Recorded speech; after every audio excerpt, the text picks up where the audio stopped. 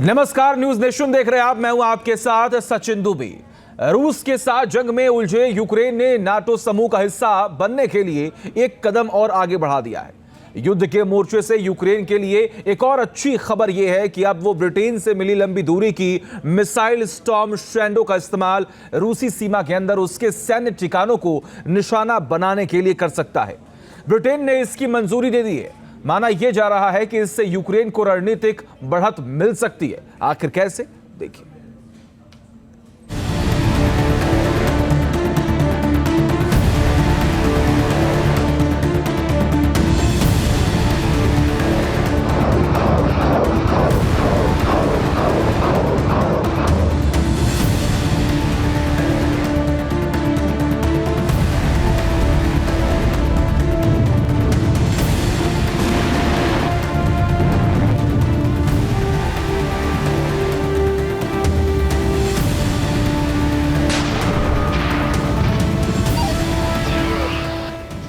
Ukraine के राष्ट्रपति Volodymyr Zelensky की अमेरिकी विदेश मंत्री एंटनी ब्लिंकन और ब्रिटिश विदेश मंत्री डेविड लैमी की यह मुलाकात बेहद खास है।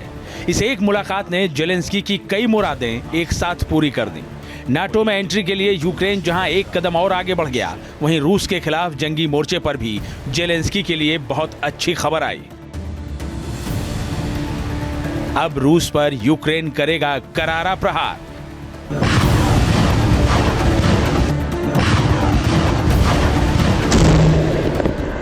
ब्रिटिश मिसाइल से पुतिन पर होगा वार।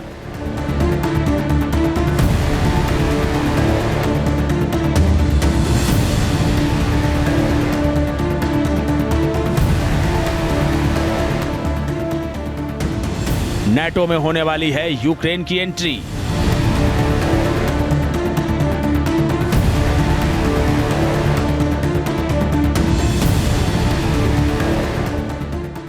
यूरोप में बजने लगी विश्व युद्ध की घंटी।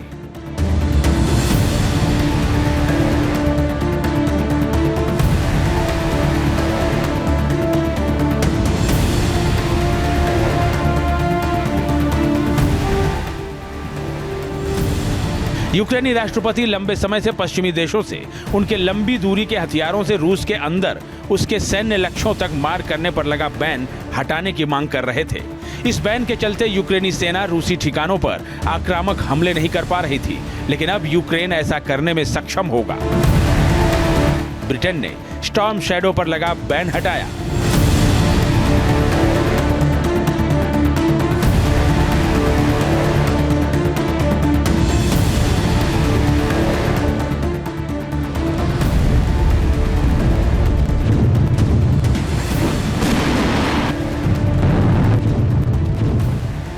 ब्रिटेन ने अपनी खतरनाक मिसाइल स्टॉर्म शैडो से रूस के अंदरूनी इलाकों पर हमला करने संबंधी लगा बैन हटा लिया है। अब यूक्रेन रूस की सीमा के अंदर उसके सैन्य लक्ष्यों को आसानी से निशाना बना सकेगा।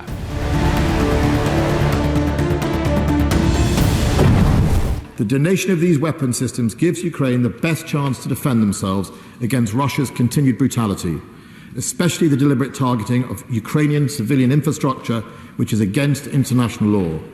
Ukraine has a right to be able to defend itself against this.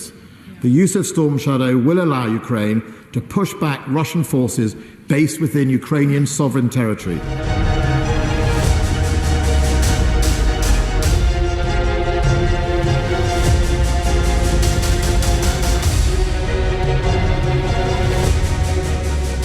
Storm shadow missile NATO का प्रमुख हथियार है। इसका इस्तेमाल दुश्मन के अहम रणनीतिक ठिकानों को निशाना बनाने के लिए किया जाता है, लेकिन अब तक यूक्रेन अपनी सीमा के अंदर रूसी ठिकानों और क्रीमिया तक ही इस मिसाइल से हमले कर पा रहा था। अब बैन हटने के बाद वो रूसी सीमा के अंदर लक्ष्यों पर हमले कर सकेगा।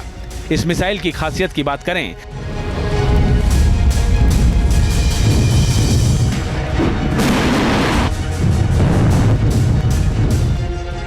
तो ये 1173 किलोमीटर प्रति घंटे की स्पीड से हमला कर सकती है। यह मिसाइल 550 किलोमीटर दूर तक के लक्ष्य को निशाना बना सकती है। ये 450 किलोग्राम विस्फोटक लेकर उड़ सकती है। इसमें GPS, inertial navigation, infrared guided system लगा होता है। ये किसी भी तरह के मौसम में अपने मिशन को अंजाम दे सकती है। दिन और रात दोनों समय में यह हमला करने में सक्षम है। बहुत नीचे उड़ने की वजह से रडार इसे पकड़ नहीं पाते और ये आसानी से अपने टारगेट तक पहुंच जाती है।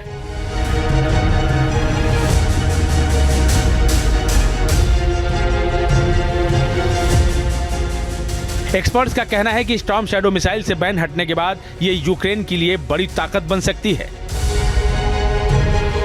इसकी मदद से यूक्रेन लंबी दूरी से रूस की सेना को आसानी से टारगेट कर सकेगा। कीव में अमेरिका और ब्रिटेन के विदेश मंत्रियों से हुई मुलाकात के बाद जेलेंस्की के लिए एक और अच्छी खबर आई। अमेरिकी विदेश मंत्री एंटनी ब्लिंकन ने कहा कि वाशिंगटन चाहता है कि कीव मॉस्को के खिलाफ जंग जीते और जल्द से जल्द नाटो में शामिल हो जाए। इसके लिए एक कदम और आगे बढ़ा गया है। At the July summit, we declared that Ukraine's path to NATO membership is irreversible. And for the first time, NATO established a command dedicated to support Ukraine's membership. Last time I was here, 9 countries had completed bilateral security agreements with Ukraine. Now that number is 26 and counting. इसके साथ ही America ने Ukraine के लिए $325 million की नई मदद का ऐलान भी किया है। यूक्रेन अगर नाटो मेंबर बन जाता है तो रूस के साथ उसकी जंग नाटो की जंग बन जाएगी और फिर नाटो देश खुलकर यूक्रेन के साथ जंगी मोर्चे पर खड़े हो सकेंगे, जो रूस के लिए कहीं से भी अच्छी खबर नहीं होगी। देखिए, अमेरिका यूक्रेन को पाकिस्तान समझता है, यानी अनबिलीवेबल। अगर ऐसा ना हुआ होता तो फिनलैंड और स्वीडन को बाद में नाटो की सदस्यता दे दी गई, लेकिन यूक्रेन को जो उनसे पहले से बहुत लंबे समय से इसकी मांग कर रहा है उसको नहीं दी गई।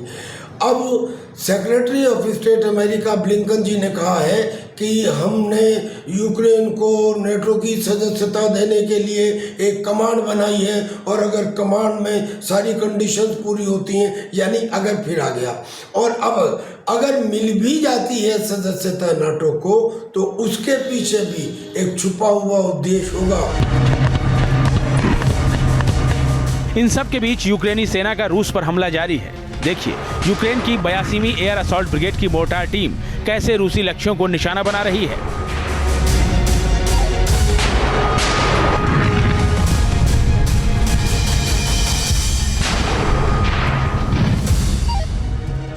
माइकोलाइव रीजन में रूस और यूक्रेन की सेना के बीच भीषण लड़ाई चल रही है। देखिए यूक्रेन की 80वीं separate Galician air assault brigade किस तरह से रूसी ठिकानों को ध्वस्त कर लगातार आगे की ओर बढ़ रही है।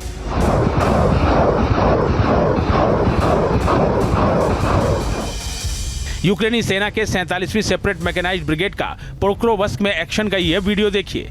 रूस इस इलाके पर कब्जे का दावा कर रहा है, लेकिन यूक्रेन का कहना है कि यहां अभी लड़ाई चल रही है। इस वीडियो में देखिए यूक्रेनी सेना कैसे रूस के उन लक्ष्यों को ध्वस्त कर रही है जहां से यूक्रेनी सेना पर ड्रोन अटैक हो रहे थे।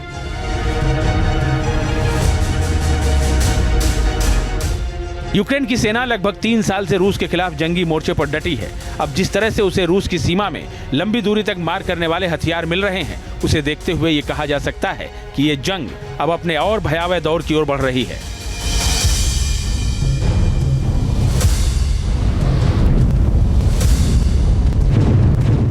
Team news nation. News nation अब व्हाट्सएप पर खबरों के ताजा अपडेट के लिए न्यूज नेशन के इस QR कोड को स्कैन करें।